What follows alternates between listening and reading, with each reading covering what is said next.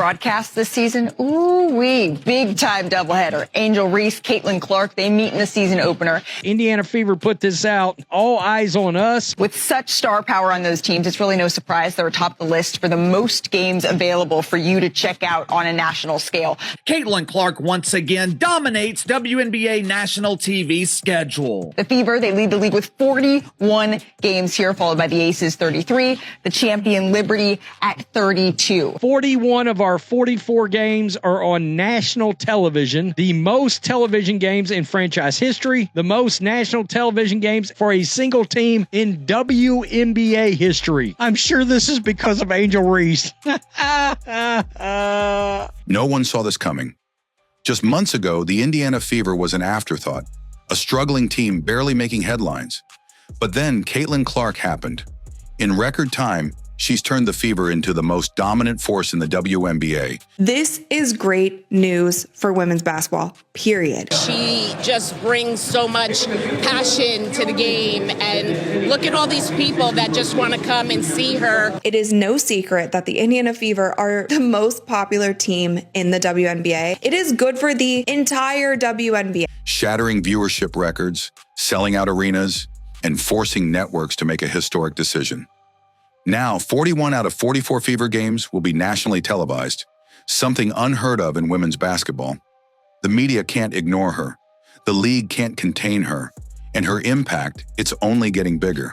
The recent news that 41 out of the 44 Indiana Fever games will be nationally televised. I do not think a lot of people are understanding just how big that is. That is something that the WNBA players, WNBA media, WNBA fans have been begging for so many years.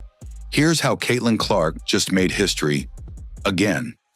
When Caitlin Clark stepped onto the court for the Indiana Fever, she wasn't just playing basketball. She was rewriting history from the moment she was drafted as the number.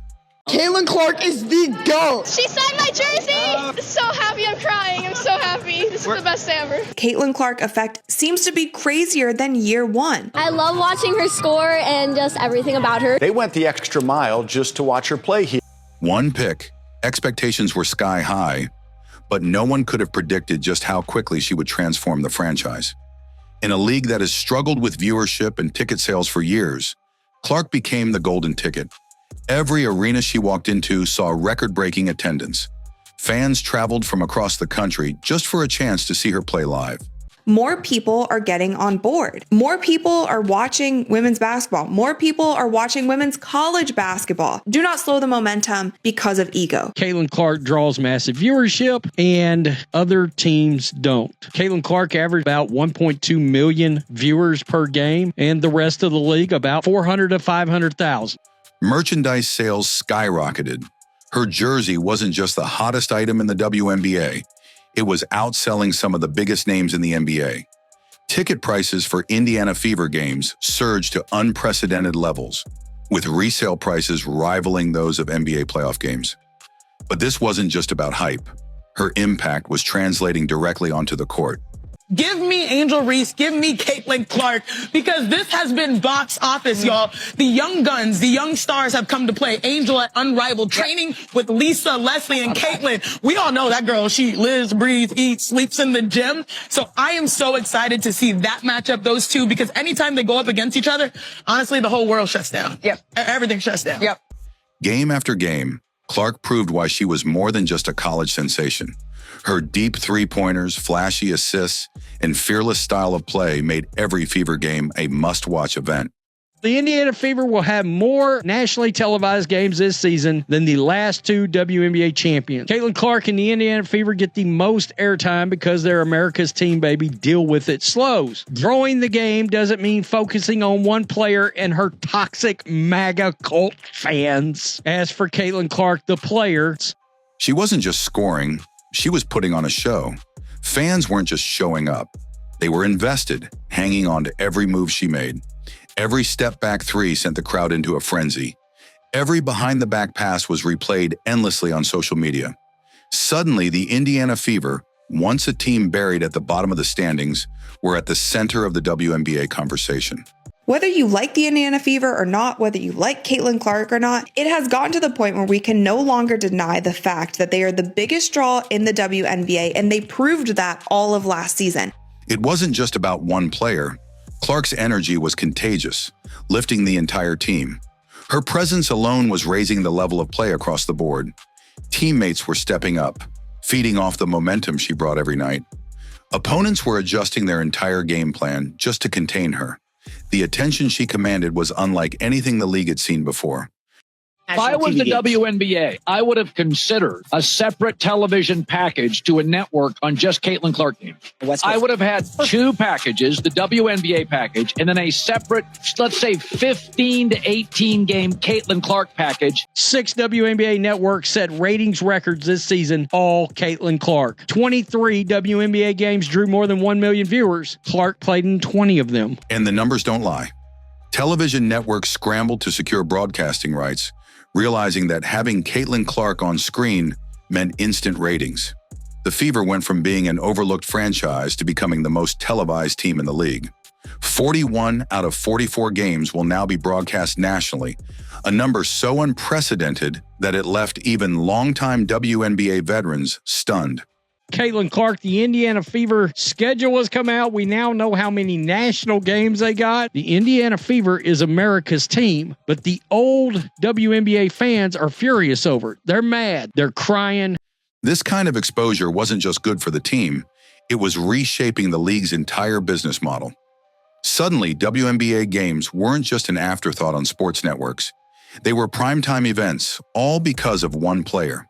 The Liberty and Aces. They're going to clash here 3 times. All 3 of those are on ABC and ESPN. The Fever and the Sky, they meet 5 times. Caitlin Clark, the revamped Fever, they look to build on their success. There have been 6 teams that have changed venues when the Indiana Fever come to play. All of these arenas are selling out.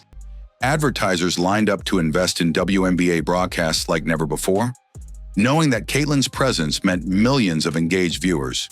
But this newfound attention came with a cost. While millions celebrated Caitlin's rise, not everyone in the WNBA was thrilled. WNBA's attendance had a record-breaking high in 20 years with a total of 2.3 million fans attending games. You know what the increase was from 2024 to 2023 in attendance? 48%. That's massive. That's the Caitlin Clark effect. Phenomenon, yeah. If Caitlin Clark gets injured, it's over with. Tom. Every single one of you WNBA players, you better pray that Caitlin Clark doesn't get injured because she's keeping your league afloat. Some players felt overshadowed, frustrated that their years of hard work hadn't earned them the same spotlight. Others questioned whether one player should have this much influence over the league's direction. There were whispers of resentment, claims that the media was favoring Clark at the expense of other talented athletes. But no matter how they felt, the truth was undeniable. This one blew up. I don't know who this person is, but they said all Caitlin Clark has done is be white. A lot of people who aren't fans of the Indiana Fever or don't want to see this happening, they're mad about it, but they're also not realizing that all of the other teams will also be on national TV. Networks are not thinking about hurting feelings. These networks are thinking about how much money can we bring in. Caitlin Clark was changing everything. Whether it was ticket sales, sponsorship deals, or media coverage, the Indiana Fever had become the team to watch, and it was all because of her. With everyone trying to diminish the wave that was happening, the Clarkonomics that were happening, the Caitlin Clark effect that was happening, and realizing it is not only going to be good for this Indiana Fever team, it's going to be great for everyone. It's going to be great for every single player in the WNBA and also every single team in the WNBA. She wasn't just making history, she was redefining what was possible in women's basketball. The Indiana Fever were no longer just another team in the WNBA. They had become the epicenter of a movement, and Caitlin Clark was at the heart of it all. With every game, every highlight reel play, and every jaw-dropping stat line, she was proving that this was more than just a temporary media frenzy. The Fever had turned into a legitimate powerhouse, drawing comparisons to legendary teams that had dominated the league in the past.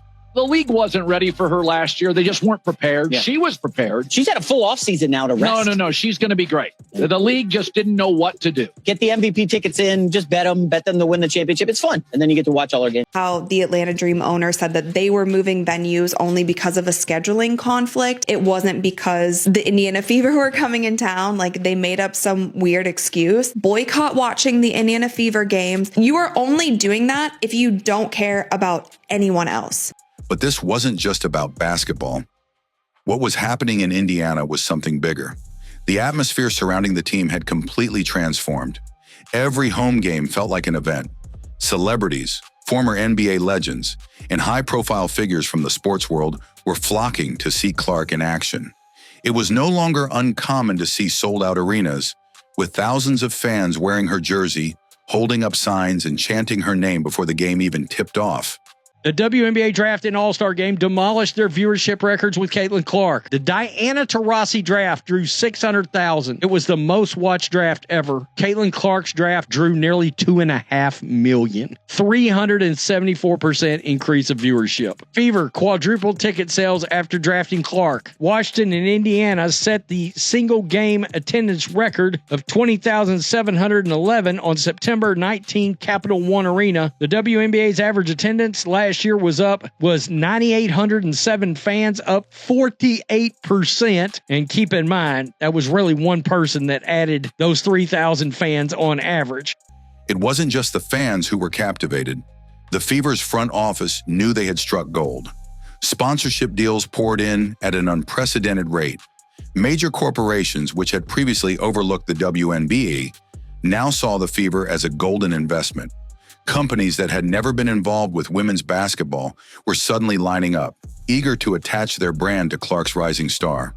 The Fever were making headlines for more than just their wins. They were rewriting the financial landscape of the league. The ripple effect was undeniable. Other teams were seeing increased attendance when Indiana came to town. The association, they gave us a gym that I paid for. Not entirely, but they took money out of my check and I paid for it. You better get the fucking full usage of that. Man, I got hot tub, cold tub, weight room, full court basketball room. I walk in today, I'm on one side working out, Caitlin Clark on the other side. Really? I look at myself, there you go, two fucking legends, Patty. Did you say what's up? You know I say what's up, but I'm not the type to say what's up to interrupt your workout because I don't like people to interrupt mine. She can shoot the shit out of it. And the WNBA assist leader this past year. She can shoot the shit out the ball. She's a great shooter. And she's one of those workout people, you know, got to think, anytime I hit the court, I got to hit that bike. I'm older now, so I got to get on that bike and stroll for a couple 5, 6, 7 minutes. So while I'm strolling through the park, I'm looking at her shoot it. And she's one of those shooters where, if you know, as a gym rat, you guys know, like, damn, bro, why you throw that pass bad? Give me the ball in my chest. I'm like, oh, she's a gangster also. She's lighting people up. Throw me the ball the way I want it. What drill was it? What drill was she running? I don't know. She was doing a 2 in a row corner wing. And if you miss, you have to go back to the next spot. And if you missed again, you have to go back to the starting spot. She had a nice drill. I'm literally still in it. That's nice. And she was shooting the shit out of it. Of course she was. Right. So she was shooting the shit out of it. And she's the face of the league. Agreed. She's the face of the league. Agreed. Rival players, whether they wanted to admit it or not, understood that Caitlin Clark had brought a level of attention that had never existed before. Some embraced it, using the newfound exposure to build their own brands. Others saw it as a challenge, stepping up their game in an attempt to steal some of the spotlight. Sigh, I missed the Unrivaled already. They're mad. Caitlin Clark didn't play in that league. They want her out. They want you fans out of the league. Angel Wilson's talking about sitting out for more money. Meanwhile, the Indiana Fever, hey, we're putting every game on TV for Caitlin Clark. Everybody wants to watch her. This is the year that they want to do whatever they possibly can to show that they deserve more and also be profitable. One of the worst WNBA fans and one of CC's biggest haters is already complaining. They don't like the game of basketball at all. They just want to support Reese. I've said the majority of her fans are not Hoops fans. And Clark, she was unfazed by the pressure. In fact, she thrived on it. Every game was a statement. Every shot she took carried the weight of a league that had been waiting for this moment. She wasn't just playing for herself, she was carrying the expectations of an entire organization, an entire fan base, and in many ways the entire WNBA. The numbers continued to back up the hype. Her scoring averages were elite. Her assist numbers were climbing as she learned how to elevate her teammates. And most importantly, she was winning. The Fever weren't just competitive, they were contending. What made her rise even more astonishing was the speed at which it happened.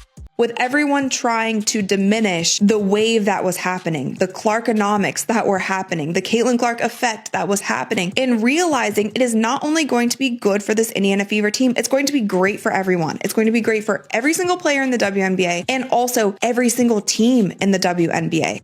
Historically, rookies in the WNBA needed time to adjust. The physicality, the pace, the talent level. It was a steep learning curve. But Clark had stepped in and shattered expectations almost instantly. She wasn't supposed to be this good, this fast, but she was. The league had never seen a rookie takeover quite like this.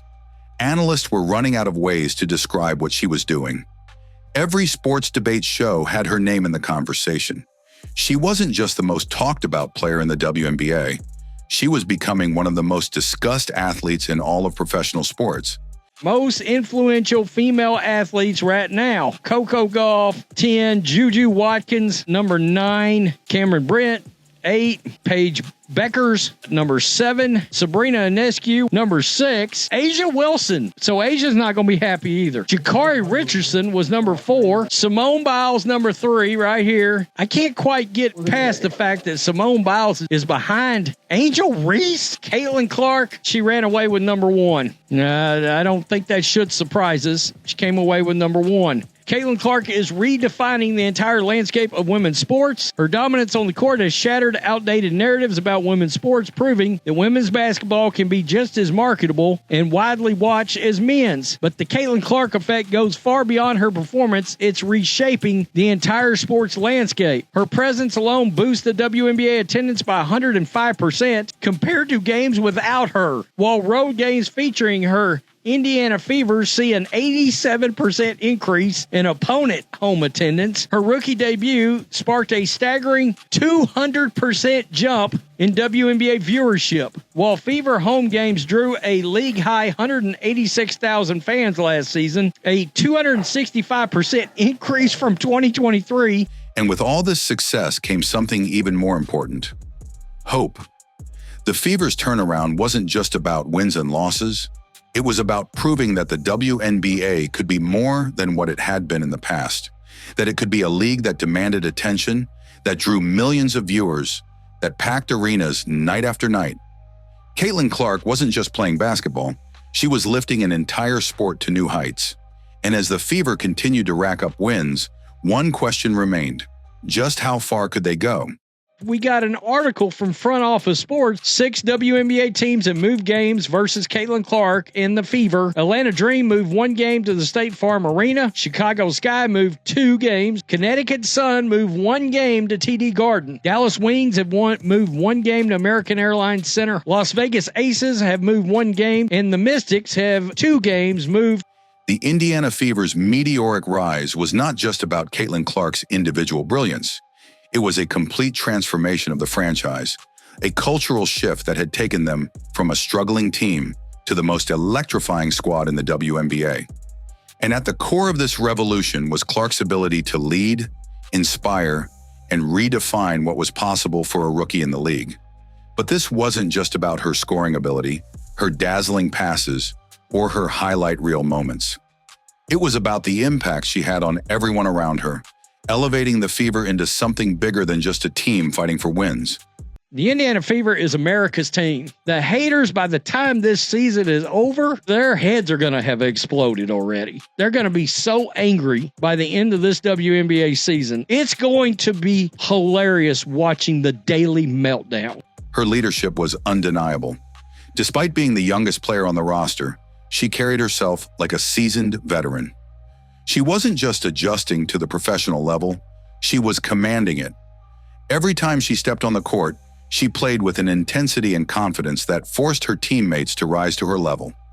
It didn't matter if they had been in the league for years or if they were still trying to find their role. Clark made sure everyone bought into the mission. The Fever were no longer playing just to be competitive. They were playing to dominate. Now you got universities trying to defend Angel Reese and make her out as the victim. Newly published study from Rice University and the University of Illinois at Chicago takes a data-driven look at one of the most polarizing sports controversies in recent memory, the Angel Reese versus Caitlin Clark debate from the 2023 NC2A Championship. During the title game between LSU and the University of Iowa, Caitlin Clark, the Iowa star guard, made a now famous "you can't see me" hand gesture, a taunt originally popularized by wrestler John Cena. Without much controversy, however, when LSU's Angel Reese made the same gesture toward Clark in the closing moments of the game, the reaction was starkly different. Reese was immediately labeled as classless and unsportsmanlike by some media personalities and fans, sparking a nationwide discussion about double standards in sports, race, and gender. Now a new study quantifies what many already suspected. Public and media reactions to Reese and Clark were not just different, but radicalized. Before, during, and after the game, to unpack the racial dynamics at play, the study found that Clark was largely celebrated. Reese was disproportionately criticized, often with racial undertones. Opposing teams quickly realized that stopping Clark wasn't enough. Double teams? She'd find an open teammate with a pinpoint pass. Physical defense. She'd power through and still get her shot off. Defenders tried everything, pressuring her full court, denying her the ball, forcing her left, bumping her off her spots. But nothing seemed to work for long. The problem was that she wasn't just a scorer. She had an innate ability to read defenses, manipulate space, and make the right play at the right time. And the more defenses focused on her, the more she made them pay by getting her teammates involved.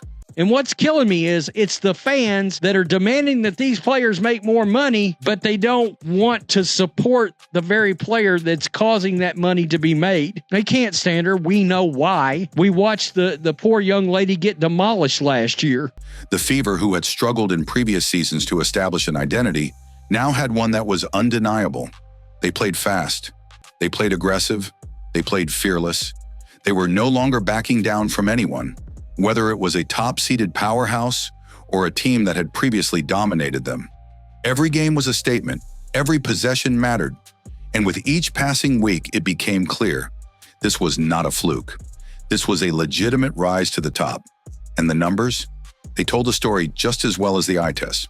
This is the national broadcast schedule against the Sky. It's an ABC broadcast network television game. New York Liberty. It's a CBS game. These are all going to be big rated games. CBS against the Sky. ABC against the Liberty. Here's Asia Wilson right here in the Aces on 622 on ESPN. Right here, ABC, Dallas Wings. All the Indiana Fever versus Sky games are on big networks. One of these games is going to hit 3 million viewers this year. The Fever had skyrocketed to the top of offensive efficiency charts. They were breaking records for ticket sales, TV ratings, and merchandise revenue. Clark's jersey had become the hottest item in women's sports. It wasn't just WNBA fans buying in. Casual sports fans, NBA followers, and even international audiences were tuning in to see what was happening in Indiana. The energy around the Fever was contagious. Every road game felt like a home game. Fans were showing up in droves just to get a glimpse of the young phenom who had taken the league by storm. It was a level of attention the WNBA had never experienced before. And it wasn't just about Clark, it was about what she represented. Caitlin Clark is the GOAT. She signed my jersey. So happy, I'm crying. I'm so happy. This is the best day ever. Caitlin Clark effect seems to be crazier than year one. I love watching her score and just everything about her. They went the extra mile just to watch her play here. She wasn't just a great player, she was the embodiment of a movement that was proving that women's basketball could command just as much attention, just as much respect, and just as much excitement as any other sport. But with all the hype, all the success, and all the pressure, the question remained, could the Fever sustain this? Could they continue their dominance and prove that they weren't just the most talked about team, but the best team in the league? Caitlin Clark had already made history, but was there still another chapter to be written? Caitlin Clark's journey with the Indiana Fever has been nothing short of historic. From the moment she stepped onto the court, she didn't just meet expectations, she shattered them. The Fever went from being an overlooked franchise to the biggest story in basketball, fueled by Clark's talent, leadership, and relentless drive to win. But this isn't just about one player. It's about a team that refused to settle, a fan base that reignited, and a league that is witnessing a revolution. With each game, each record broken, and each jaw-dropping performance, Clark and the Fever are proving that this is only the beginning. The question is no longer if they belong at the top. It's how long they'll stay there.